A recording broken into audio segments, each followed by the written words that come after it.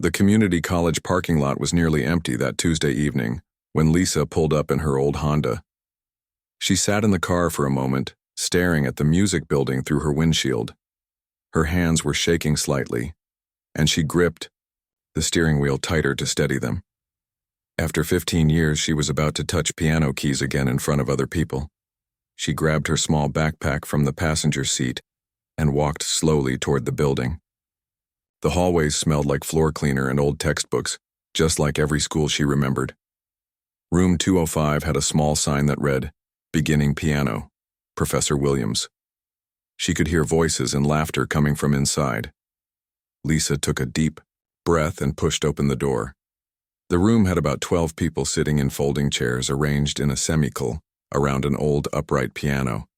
Most of them looked to be in their 60s or 70s, with a few younger students scattered around. Everyone turned to look at her as she entered.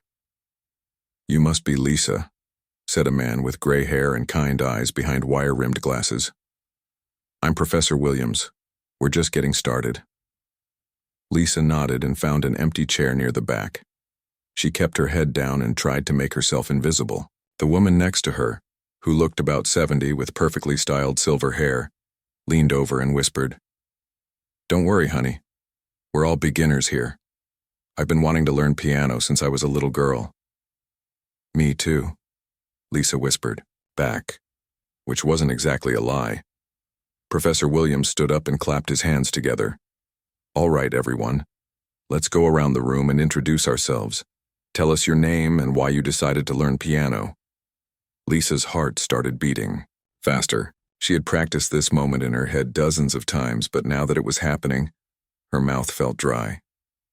The introduction started with a retired teacher named Betty, who wanted to play hymns at her church.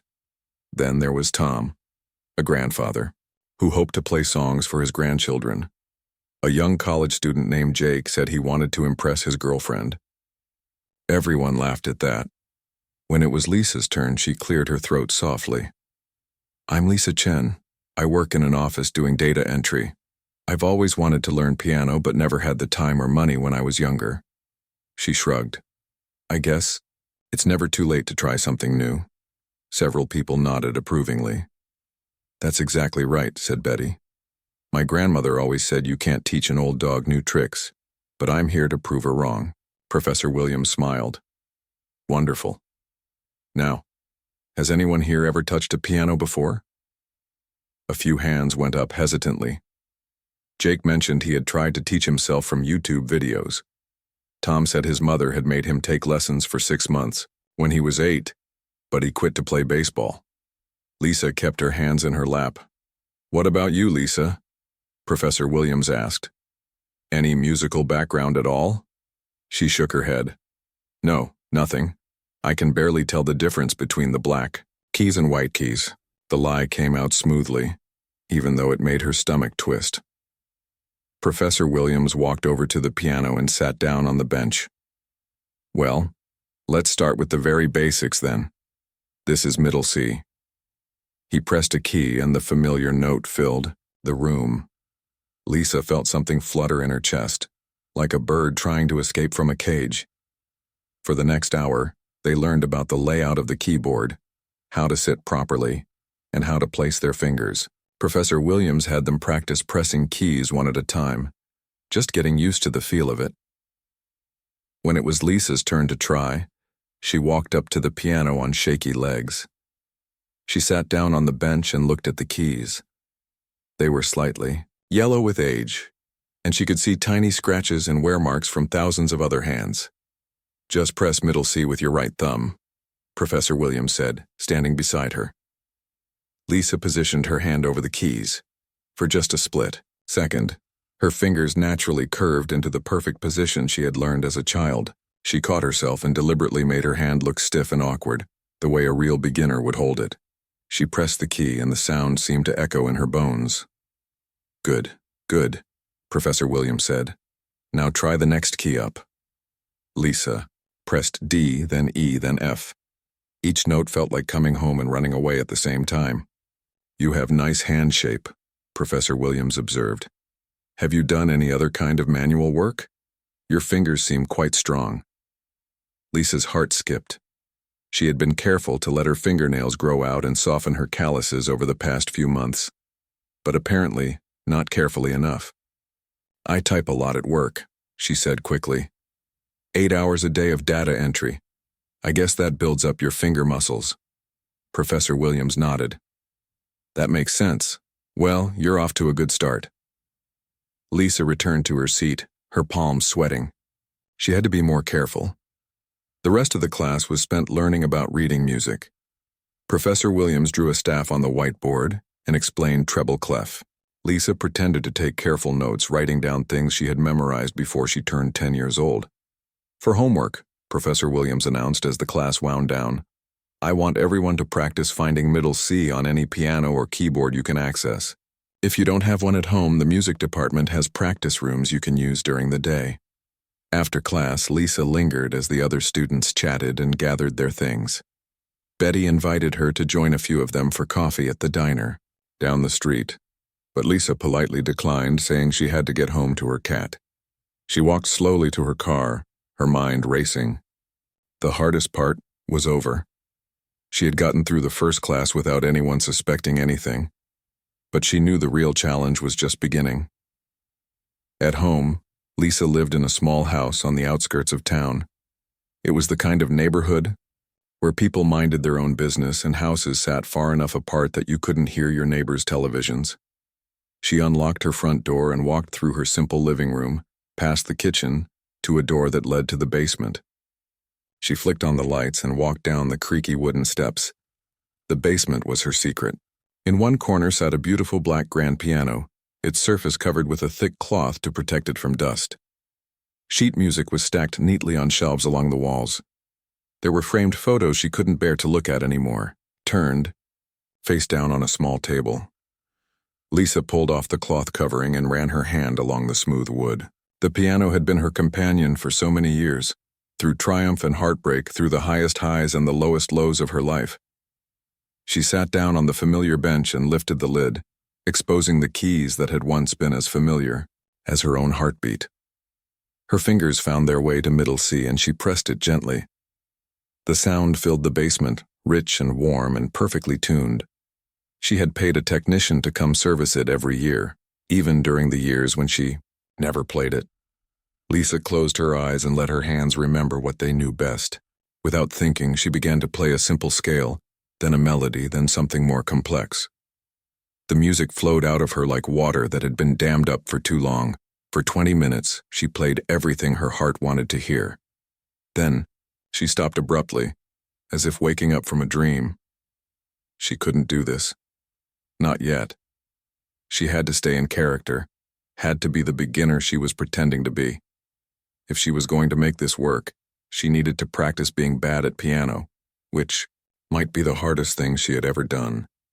3 weeks had passed since Lisa started the piano class, and she was getting better at pretending to be terrible. Every Tuesday evening, she would sit in that same chair near the back of the room and carefully stumble through simple exercises that a 5-year-old could master. But Professor Williams was starting to notice things. "Lisa, can you come up and try this scale again?" he asked during their 4th class. The other students were still struggling with basic finger positions, but Lisa had been making what appeared to be remarkable progress. She walked to the piano, her heart doing that familiar flutter. The room smelled like chalk dust and someone's floral perfume. Betty, the retired teacher, gave her an encouraging smile from the front row. Lisa sat down and positioned her hands over the keys. She had spent hours at home practicing how to play badly, something that was much harder than it sounded. Playing a wrong note on purpose felt like deliberately walking into a wall. "Just the C major scale, like we practiced," Professor Williams said, standing beside the piano bench. Lisa started playing, carefully adding hesitations and hitting a couple of wrong keys. But even with the mistakes, something felt different about the way she touched the piano. Her posture was too natural, her hand movements too fluid. "Stop for a moment," Professor Williams said gently. Lisa's hands froze over the keys. Had she given herself away?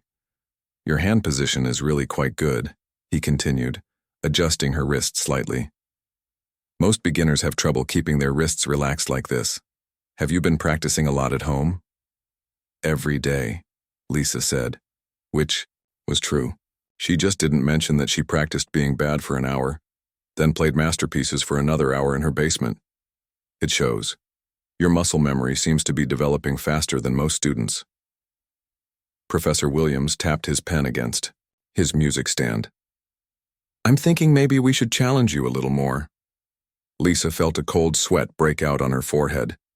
Oh, I don't think I'm ready for anything harder. I still make so many mistakes. Mistakes are how we learn, Professor Williams said with a smile. Jake, can you come try this scale now? Lisa returned to her seat, her legs feeling unsteady. Jake, the college student who was trying to impress his girlfriend, took his turn at the piano. His fingers fumbled over the keys and he played several wrong notes without even realizing it. See? Professor Williams said to the class. Everyone progresses at their own pace. Some people have more natural ability than others. After class, Lisa was packing up her notebook when Professor Williams approached her. Lisa, do you have a minute? She nodded, even though every instinct told her to run. I've been teaching piano for 25 years, he said, sitting on the edge of a desk. And I can usually tell when someone has more potential than they realize. You're picking things up remarkably quickly. I just practice a lot, Lisa repeated, clutching her backpack straps. That's wonderful. Practice is everything in music. Professor Williams pulled out a piece of sheet music from his folder. I'd like you to try something for next week. It's a bit more challenging than what we've been doing, but I think you can handle it. Lisa looked at the paper he handed her. It was for Elise by Beethoven, the simplified version that most piano students learned in their first year. To her, it was as basic as breathing. She had performed the full, complex version at Lincoln Center when she was 16. This looks really hard, she said, hoping her voice sounded appropriately worried. It's definitely a step up, Professor Williams agreed. But I have a feeling you might surprise yourself. The melody is quite beautiful once you get the hang of it. Lisa stared at the sheet music. The notes looked back at her like old friends she was pretending not to recognize. What if I can't do it? She asked. Then we'll work on it together until you can. That's what I'm here for. Professor Williams stood up and gathered his things. Just take it slow and don't put too much pressure on yourself. Lisa drove home that night with the sheet music sitting on her passenger seat like a time bomb.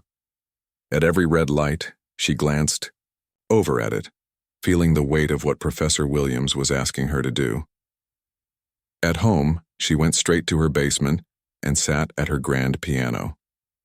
She placed the simplified version of Für Elise on the music stand, then pulled out a more advanced version from her collection and set it beside it. The difference was like comparing a children's book to a novel.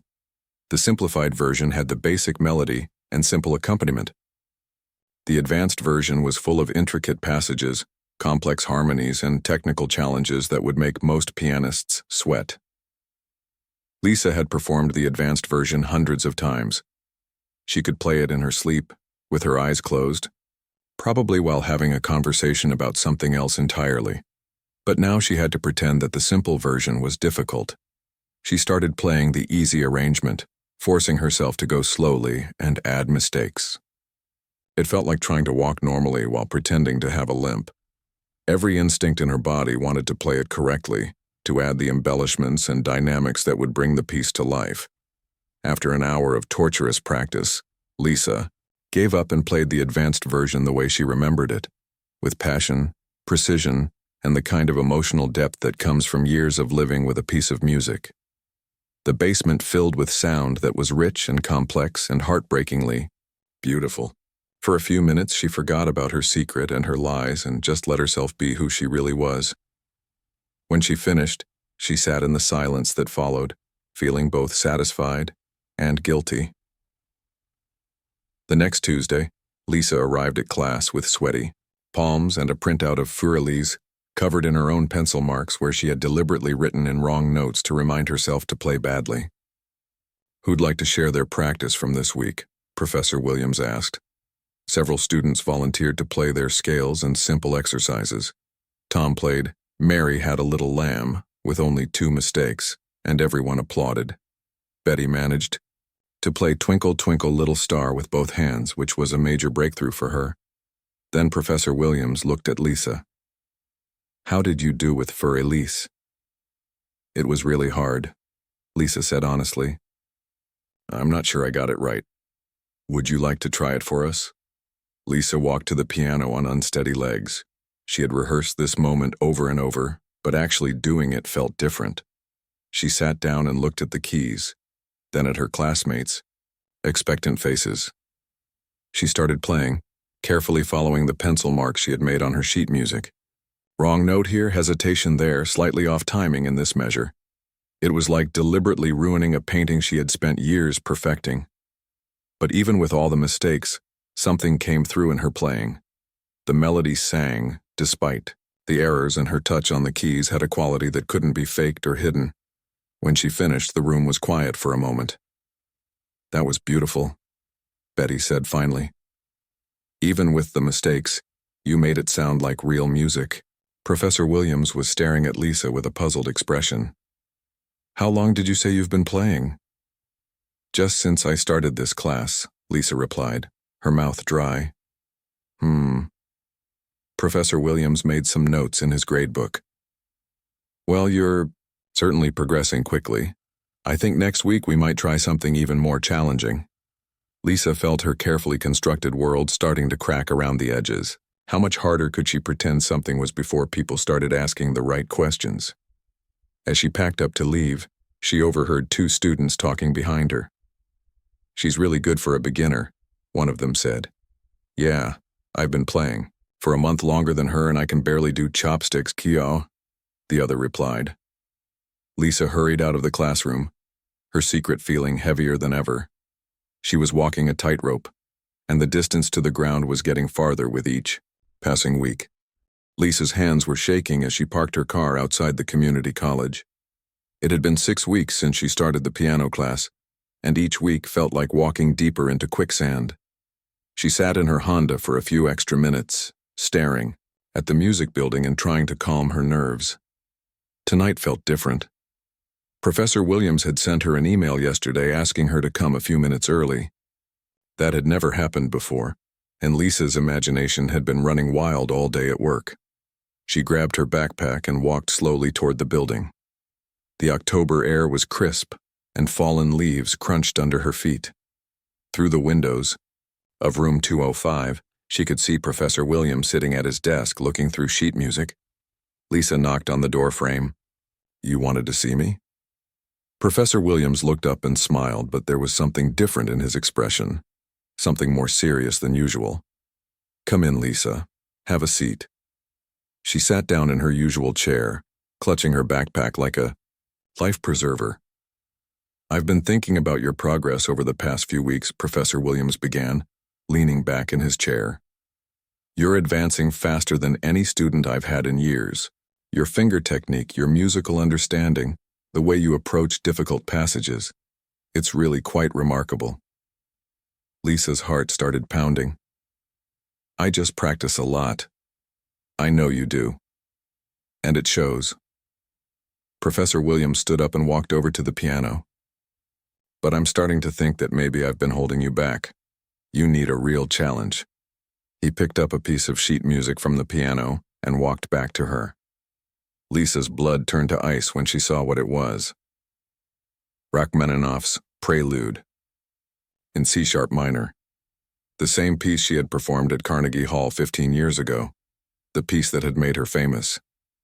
The piece that had launched her international career and eventually led to her breakdown when the pressure became too much. "This is one of the most difficult pieces in the classical piano repertoire," Professor Williams said, handing her the music.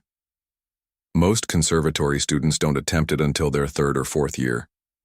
Lisa stared at the familiar notes on the page. She knew every measure by heart, every crescendo, every delicate passage that required perfect timing and years of technical training. "Professor Williams, I think this might be too hard for me," she said, her voice barely above a whisper. That's exactly what every great pianist has said before tackling their first major challenge. He sat down across from her. "Lisa, I've been teaching for 25 years. I can recognize natural talent when I see it. You have something special." Lisa felt like she was being pulled underwater. but I've only been playing for 6 weeks. Sometimes that doesn't matter. Mozart was composing symphonies when he was 8 years old. Some people are just born with music in their souls. If only he knew how right he was. What if I can't do it? Lisa asked. Then you'll learn something in the attempt. But I have a feeling you might surprise everyone, including yourself. Professor Williams glanced at his watch. The other students will be here soon. Take the music home and look it over. Don't worry about playing it perfectly, just try to get a feel for it. The other students started arriving, and Lisa slipped the Rachmaninoff into her backpack like she was hiding stolen goods. Through the rest of the class, she could barely concentrate. Betty was working on a simple hymn, and Tom was still struggling with basic scales, while Lisa sat there with one of the most challenging pieces ever written burning a hole in her bag. Lisa seems quiet tonight, Jake whispered to the woman sitting next to him. Professor Williams probably gave her something difficult, Betty whispered back. He's been pushing her pretty hard lately. After class, several students lingered to chat, but Lisa hurried out to her car. She needed to get home before she completely fell apart. In her basement, Lisa sat at her grand piano with the sheet music spread out in front of her. She hadn't looked at this piece in 15 years, but seeing the notes again was like running into an old lover who had broken your heart. She remembered the first time she had learned it, at age 17. Her teacher, a stern Russian woman named Madame Petrova, had made her practice it for 8 hours a day until her fingers bled. Music requires sacrifice, Madame Petrova used to say. Beauty is born from pain. Lisa had believed that for a long time. She had sacrificed everything for music, friendships, relationships, a normal life. She had practiced until her hands cramped and her back ached. She had performed in front of thousands of people while battling stage fright that made her sick to her stomach. And it had worked. By age 25, she was one of the most celebrated pianists in the world. Concert halls sold out when her name was on the program. Critics called her a force of nature and the voice of her generation, but the pressure had been crushing. Every performance had to be perfect. Every recording had to be flawless. One small mistake and the critics would tear her apart in the newspapers. The breaking point had come during a performance in Vienna. She was halfway through this very piece when her mind went blank. She couldn't remember what came next. She sat, frozen at the piano for what felt like an eternity, while 2,000 people watched and waited. She had finished the piece somehow, but something inside her had broken that night. Within a month, she had canceled her remaining concerts, changed her name, and disappeared from the music world entirely. Now, 15 years later, she was being asked to play it again. Lisa placed her fingers on the keys and began. The opening. Notes filled the basement, dark, dramatic, full of the kind of passion that most people never experience in their entire lives. Her muscle memory took over, and suddenly she was 17 again, full of dreams and ambition and the absolute certainty that music was all that mattered in the world.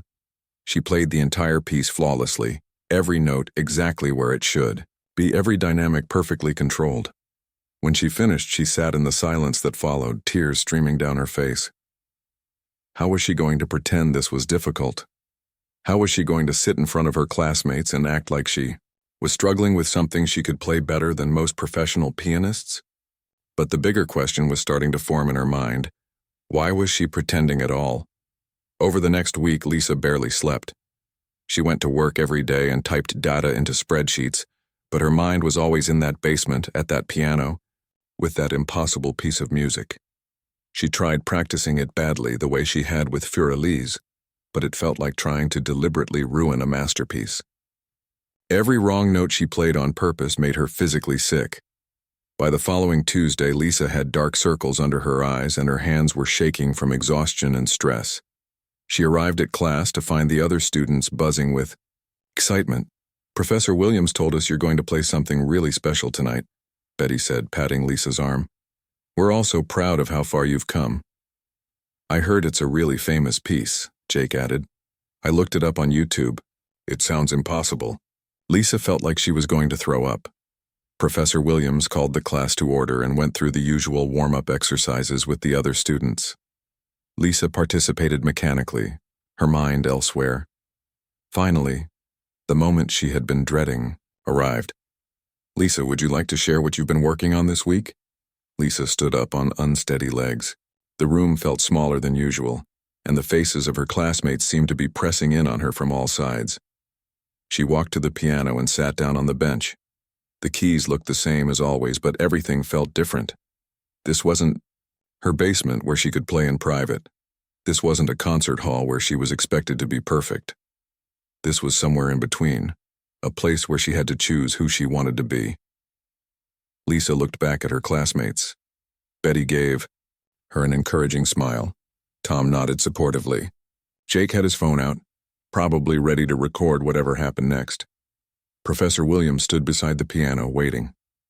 "This piece," Lisa said quietly, "is really important to me." She turned back to the keys and placed her hands in position. For just a moment, she closed her eyes and made a decision that would change everything. When she opened her eyes and began to play, there was no more pretending. Lisa's hands hovered over the keys for what felt like forever. The room was completely silent. She could hear the old building settling, the hum of fluorescent lights overhead, and her own heartbeat pounding in her ears. She looked down at her fingers, positioned over the opening chord of Rachmaninoff's Prelude. These hands had once commanded standing ovations from audiences around the world. They had signed autographs for excited fans and received flowers from admiring strangers. They had also shaken with terror on stage and cramped from endless hours of practice. Behind her, she could feel the eyes of her classmates. Betty, who just wanted to play hymns for her church. Tom, who dreamed of playing simple songs for his grandchildren. Jake, who was still struggling with basic scales but never gave up trying. These people had welcomed her into their group without question. They had cheered for her small victories and encouraged her through pretended struggles. They trusted her, and she had been lying to them for 2 months. Lisa took a deep breath and pressed down on the opening chord. The sound that came from the old, upright piano was nothing like what she was used to from her grand piano at home, but it didn't matter. The music was bigger than any instrument. The moment her fingers touched the keys, 15 years of silence cracked open like an egg. The opening measures of the prelude are dark and dramatic, like storm clouds gathering on the horizon. Lisa played them with a power and confidence that seemed to come from somewhere deep inside her soul. Her left hand moved across the bass notes with the kind of precision that takes decades to develop, while her right hand sang the melody with a beauty that made the air in the room shimmer. She was no longer thinking about pretending to be a beginner. She wasn't thinking about maintaining her cover or protecting her secret. She was just playing music the way she had been born to play it. Behind her, she heard someone gasp. Then another person whispered something she couldn't make out. But Lisa was lost in the music now, in the complicated passages that required her fingers to dance across the keys faster than most people could even see. The piece moved into its famous middle section, where the melody becomes lighter and more hopeful, like sunlight breaking through storm clouds. Lisa's touch on the keys became gentler, more delicate, but no less precise. Every note was exactly where it needed to be. Every phrase shaped with the kind of musical understanding that comes from living and breathing classical music for most of your life. Professor Williams stood frozen beside the piano, his mouth slightly open. In 25 years of teaching, he had never heard anything like this from a student. He had never heard anything like this from most professional pianists. The music built toward the dramatic conclusion, where the opening theme returns, with even more power and intensity. Lisa's entire body moved with the rhythm, her shoulders swaying, her head tilted back slightly as if she was listening to something only she could hear. Her classmates sat in stunned silence. Betty had tears in her eyes. Tom was leaning forward, in his chair, completely mesmerized. Jake had stopped recording with his phone and was just staring, his mouth hanging open. This wasn't the Lisa they knew. This wasn't the quiet office worker who had stumbled through Twinkle, Twinkle, Little Star just 2 months ago. This was someone else entirely, someone who belonged on the world's greatest concert stages. The final chord rang out in the small classroom, and then there was complete silence. Lisa sat at the piano bench, her hands still on the keys, her head bowed. She was breathing hard as if she had just run a marathon.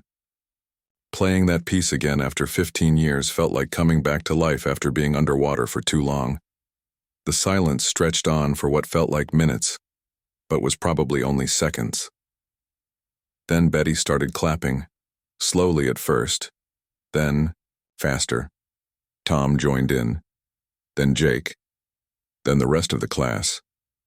Soon the small room was filled with the sound of applause that seemed to go on forever, but Lisa couldn't turn around to face them. She couldn't look at Professor Williams, who was still standing beside the piano in shock. She had just destroyed the carefully constructed life she had built over the past 15 years in the space of 4 minutes. "Lisa," Professor Williams said quietly, his voice barely audible over the applause. "Who are you, really?" The applause gradually died down as the other students realized something important was happening. Lisa finally turned around on the piano bench to face the room. Her cheeks were wet with tears she didn't remember shedding. "I'm sorry," she whispered. "I'm so sorry I lied to all of you." Betty leaned forward in her chair. "Honey, what are you talking about?" Lisa looked around the room at these people who had become her friends, who had accepted her without question, who had shared their own struggles and dreams with her. "My name isn't really Lisa Chen," she said, her voice stronger. "No. It used to be Elena Volkov. I was a concert pianist. I played in Carnegie Hall and Lincoln Center and concert halls all over the world. The room was so quiet you could hear a pin drop." "Elena Volkov," Professor Williams repeated slowly. "The pianist who disappeared from the concert circuit about 15 years ago?" Lisa nodded, unable to speak. Jake pulled out his phone and started typing frantically. After a few seconds, his eyes went wide. "Oh my God," he said, turning his phone toward the others. "She's famous, like really famous. There are videos of her playing at Carnegie Hall when she was in her 20s. But why?" Betty started, then stopped, not sure how to finish the question. Lisa wiped her eyes with the back of her hand. "I had a breakdown during a performance in Vienna. I couldn't handle the pressure anymore. Everyone expected me to be perfect all the time. One small mistake and the critics would destroy me in the newspapers. I was having panic attacks before every performance. I stopped eating. I stopped sleeping." She took a shaky breath before continuing. "So I ran away. I changed my name, moved to a small town, got a regular job. I thought if I could just be normal, just be nobody special, maybe I could be happy." Tom shook his head in amazement. "But you're incredibly talented. Why would you want to hide that?" "Because being talented isn't always a gift," Lisa said. "Sometimes it's a prison. I spent my whole life practicing piano 8 hours a day. I never had friends my own age. I never went to parties or dated or did any of the things normal people do. Music was everything, and when it became too much, I had nothing else." Professor Williams sat down heavily in a nearby chair. "So when you came to my beginner's class, I missed playing, but I was terrified of being recognized. I thought if I could just pretend to be learning from scratch, maybe I could enjoy music again without all the pressure." Jake was still staring at his phone. "It says here that you just vanished. No one knew what happened to you. There were rumors that you had died or been kidnapped or something." Lisa laughed, but it wasn't a happy sound. "I guess in a way Elena Volkov did die. I killed her because I couldn't live as her anymore." The room fell silent again. Lisa looked around at her classmates, trying to read their faces. Were they angry that she had deceived them? Disappointed? Hurt? Betty was the first to speak. "Honey," she said gently, "you didn't lie about anything important. You were still the same kind person who helped me with my fingering and encouraged Tom when he was struggling. The music you just played was beautiful, but you're beautiful too, just as you are." Tom nodded in agreement. "I don't care if you're famous or not, you're still our Lisa." Professor Williams was quiet for a long moment, processing everything he had just learned. Finally, he spoke. "Lisa, Elena, whoever you want to be," he said. "That was the most incredible thing I've ever heard in this classroom. But I have to ask, are you ready to be that person again? Because after tonight, there's no going back to pretending." Lisa looked down at her hands, still trembling slightly from the adrenaline of performance. She thought about her quiet life, her small house, her job entering data into spreadsheets.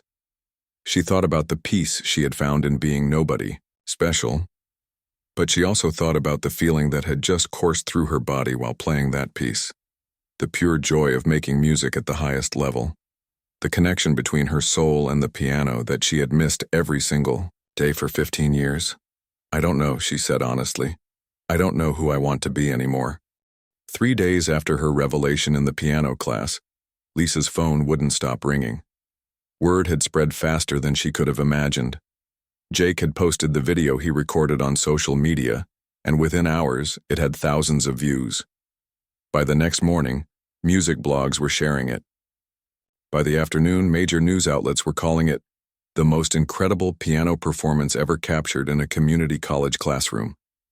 Lisa sat in her living room, staring at her phone as another unknown number flashed on the screen. She let it go to voicemail, just like she had done with the previous 47 calls. The doorbell rang and Lisa peeked through the curtains to see a news van parked outside her house.